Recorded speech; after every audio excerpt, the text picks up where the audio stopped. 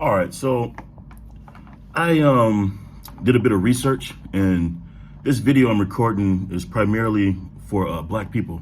It being Black History Month, you guys know every year I usually try to drop some knowledge or basically prepare a plate of some mental food for people to digest. And you guys know I'm a Wilhelm astrologer, so a lot of my perspectives will be different from, say, your local church pastor or minister, or whoever you talk to or look up to in terms of creation, right? So this is really useful for Black people. So other people are going to find uses of it too, and I'll get to them eventually. But right now, my primary focus is for my brothers and sisters, primarily my light-skinned niggas. You guys will see why here shortly. So some people are only familiar with the Old Testament version of the world being created, you know, the heavens and the earth. But when I say the heavens and the earth, I'm not exactly talking about in the same manner, right? So bear with me. God created the heavens, in which I consider to be the basically 5 planets, sun and the moon, so 7 total, so 7 main planets, the solar system basically, and the stars. I consider that to be the heavens, right? From my perspective, that's the heavens. And the planets are attributed to creating the different races of people, along with our complexions and our shades. So basically, God created the heavens and then used the sun to empower all the planets in the universe. And then as they orbit, they turn their rays that radiate down on Earth, manifested the waters, everything. All the seasons, the cycles, the people, and the different races and complexions of people that you see today, ethnicities and shit, right? Even languages, all that, everything that we've encountered or experienced as humans was created by rays from the planets, right? So just bear with me. If this is hard to understand, don't worry about that. Just follow along with me anyway, and you'll get where I'm getting at with this, right? So to the everyday person, your skin tone, no matter how pale or dark, it has a function to it, is what I'm saying. A dark skin has a function, a light skin has a function, and every race or range of complexions in between has a unique function, and it plays out in thinking patterns, right? So the first race or shade of people I want to talk about are the solar race of people. So in ancient times, the initial solar race would have been the Egyptians. And then, you know, from there, I guess you're probably looking at, you know, the ancient Indians, the ancient Eastern Indians that, you know, spoke Sanskrit and whatnot, where Sanskrit comes from. They're considered to be the reddish brown races, but that's of old, right? So today, in the eastern side of the world, you still have the Eastern Indians, but in the Western world, you have Americans, right? So we're going to talk about America, starting with the inception of America. And what red-brown race of people or complexion people are here in America. And then we can check to see if it's valid by measuring the behaviors of the planets, because all the planets have behaviors. And when their rays hit humanity, they influence the way we behave. So a person who's influenced the most by the sun is going to have a red-brown color on their skin. They're going to be bald-headed. They could possibly be bald-headed. That's a solar quality, is when a man, his hair falls out or he becomes shaved. He's like, you know what, fuck this. This is getting in my way. I'm going to shave this shit off. That's a solar quality. Consistency. You know, these things are solar quality. So anyway, I'm going to go down the list, and you're going to compare the behavior patterns of a person who's solar to those that are not, right? To see if this is actually matching. So with that being said, I also want to include what people manifested from the solar rays from the sun. So this starts with light-skinned niggas, right? So they have the Black people who are light-skinned. I consider them to be light-skinned niggas. I'm not trying to be disrespectful or throw shade. This is just the way we speak. It's the way we communicate as Blacks. They would probably be responsible for a range, but when they're with Black people, the lighter Blacks take on that red-brown color, and they also take on the most solar qualities, right? And I've verified this from thousands of, almost thousands at least, hundreds I would say for sure, of studies, right? So mixed people also fall. So like if you're black in like a non-black, you're mixed, black and Asian, black and white, black and Hispanic, you'll have that same quality mixture. And the sun will also influence you more frequently than they'll influence other people. So you'll be very solar. We call this solar intelligence, right? And I'm gonna go down the list of what solar intelligence is. So the sun is the connection to the higher self. It's a planet that guides and talks to you. So when you're sitting there by yourself, that inner voice, more often than not, it's the sun that's guiding you and creating inspirations inside of you to follow, right? So the sun is an energy from the heavens. When it rains down on earth, it creates rules. It creates a kingdom and it enforces those rules in the kingdom. It manages the kingdom, right? So a lot of people who are in the government, have government positions or leadership positions, are gonna have a strong relationship with the sun. So their body is gonna be composed of a lot of rays coming from the sun, right? And so, with that being said, sun rules alpha males and alpha females, right? So when the sun is really strong, it makes you very alpha, very consistent, gotta get this done, cruel, right? You focus on your inspirations and you cut out everything that interferes from you achieving your goals. Very solar thing to do, right? You don't take a break. These people end up being very responsible. So I'm solar too, right? So the way I always check to see a person's solar is to see if they're taking care of a lot of people, if they're consistent, their masculinity, if they're man, so on and so forth. So the sun is the energy that's going to make you a leader or an authority, all right? It's not compromising and it's very creative. So a lot of people who have strong suns, of course, or influenced by the sun, they're the originator of things. Like they create original things. They have their own sound. They make their own sounds, their own noises, their own music, their own way of writing. Whatever that's been pioneered is always going to come from a solar person, right? The sun is what shows the brightest part of everyone, right? So with black people, that would mean on average, the light-skinned people will be the brightest part of us, right? They're going to be our leaders more often than not. And so if they're not light-skinned and they take that lead role, there's ways that you can also measure that too. So again, solar people, typically they lose their hair, they become bald, right? That's one eye test. Are they bald? Okay, because if they're not light-skinned, they don't have that red-brown color, or being light-skinned, you ask, are they bald? You say, okay, not bald? Does their name begin with a vowel letter, like an A, an E, an I, or O-U, or any of the vowels? Those are solar sounds. So if a person's been called a certain name their whole life, a solar name, meaning it starts with a vowel, they're gonna get the rays from the sun very heavily. They'll be leaders, and they'll have these same characteristics and qualities. Outside of that, you have to look at the chart.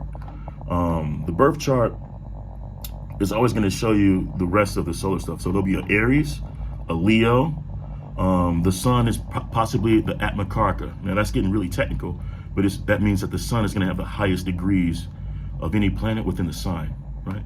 And so that's important too. So if they pass any of those tests, that's letting you know that God created them to be the leader and to create, to basically acquire all the light, the shining bright lights that are on them.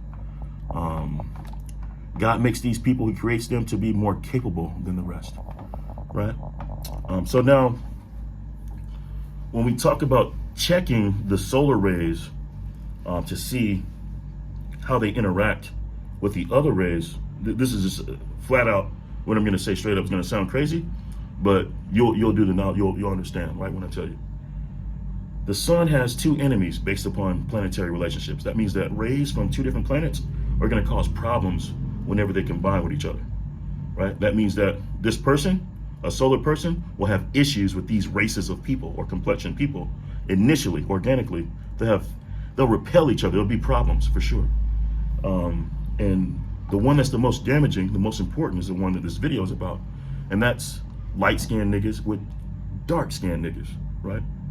Because Saturn and the sun are what creates these two complexions. Saturn is will create my complexion. I'm a dark-skinned nigga, right? So I'm dark complected.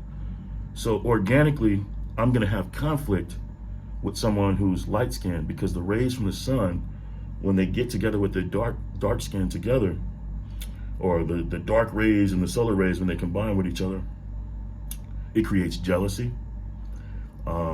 It creates separation. It'll make you say, man, fuck this shit. I want to get away from these niggas. I don't even want to be around these niggas. It'll create stuff like that. It creates ego problems in the head. You have psychological issues. I can go down a list. There's a lot of shit that happens when these rays get together. But they're always, excuse me, I wouldn't say always, but more often than not, very negative experiences. So this means that for dark-skinned people, a lot of the most fucked up experiences are going to come from an authority figure, right? A light-skinned nigga, a bald-headed nigga, right? Or someone that's an Aries or a Leo, because those rays, or again, someone's name who starts with a vowel, those rays are going to repel them and make them feel insecure.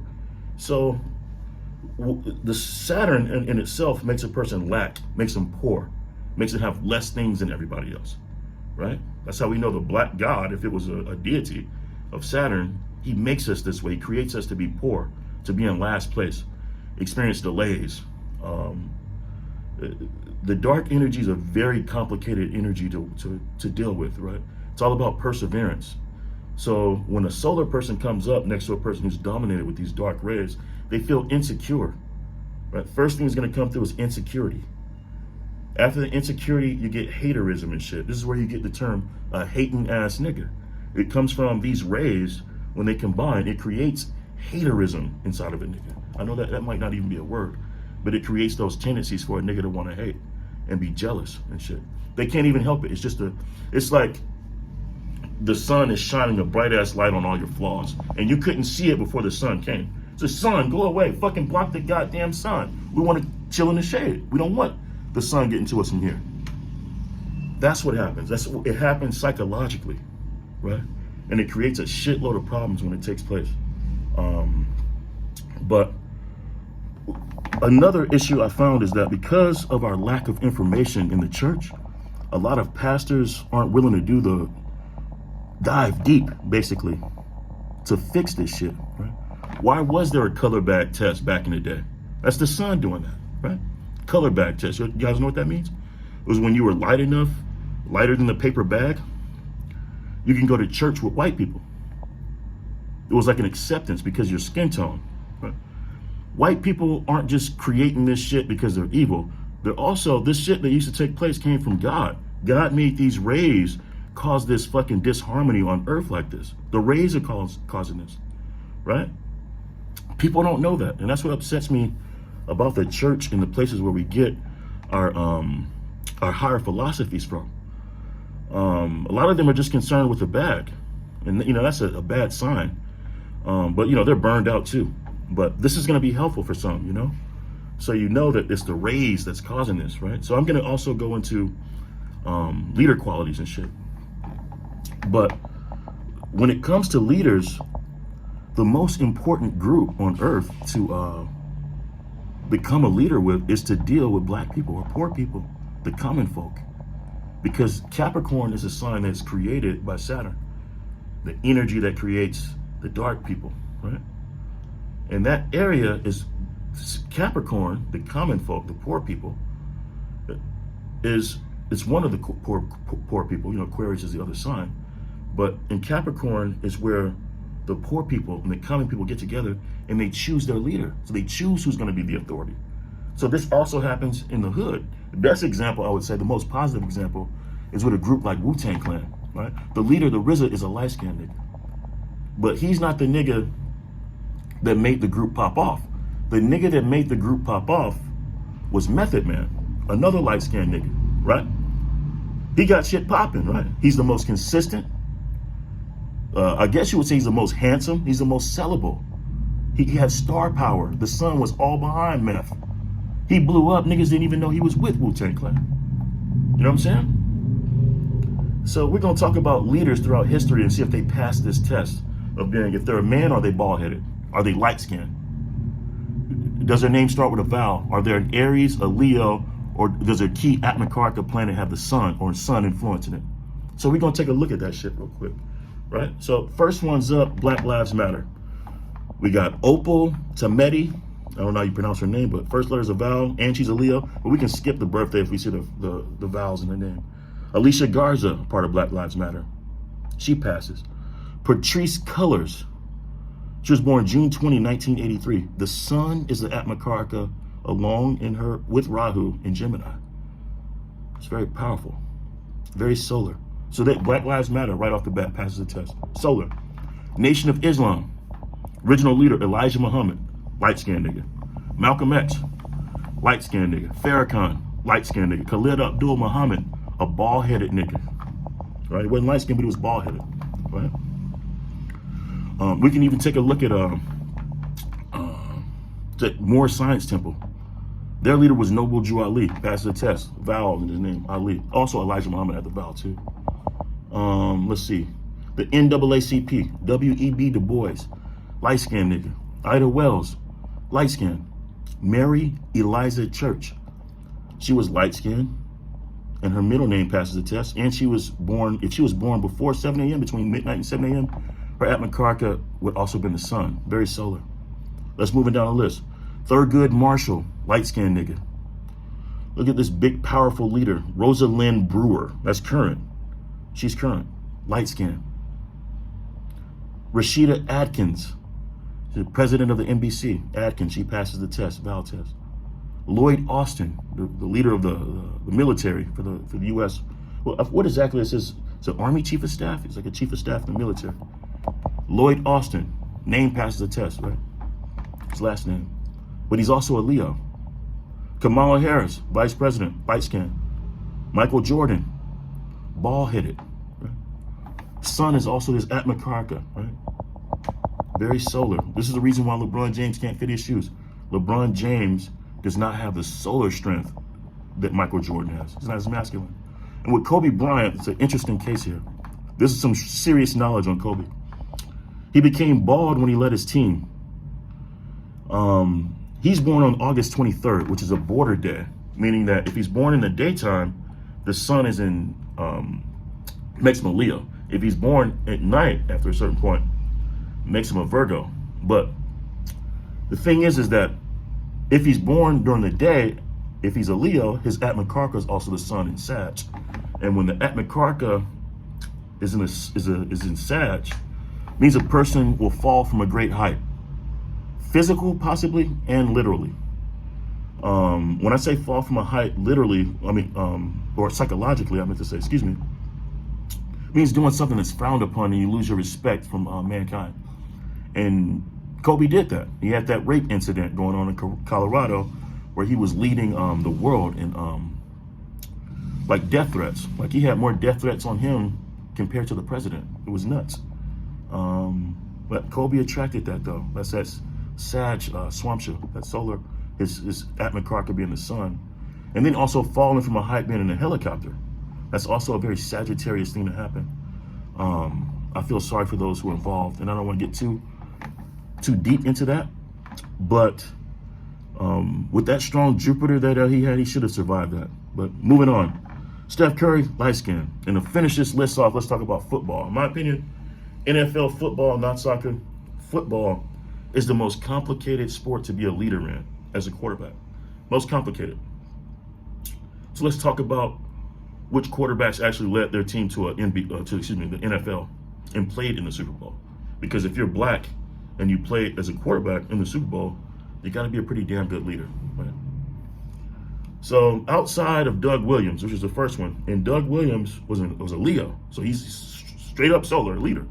He had 5 planets in Leo, so the sun and 4 other planets, right? So very solar. After him, Donovan McNabb, Steve McNair, Cam Newton, Russell Wilson, Colin Kaepernick, Patrick Mahomes, and Jalen Hurts all qualify as light-skinned niggas. Now, I could keep going on and on, but we're hitting the 20-minute mark. I just want to re-emphasize the point that when you see a light-skinned nigga, thank God for blessing you with a leader, right? If he's bald-headed, if they follow any of these attributes, just be thankful and play your position and don't be a hating-ass nigga. All right? Y'all stay up.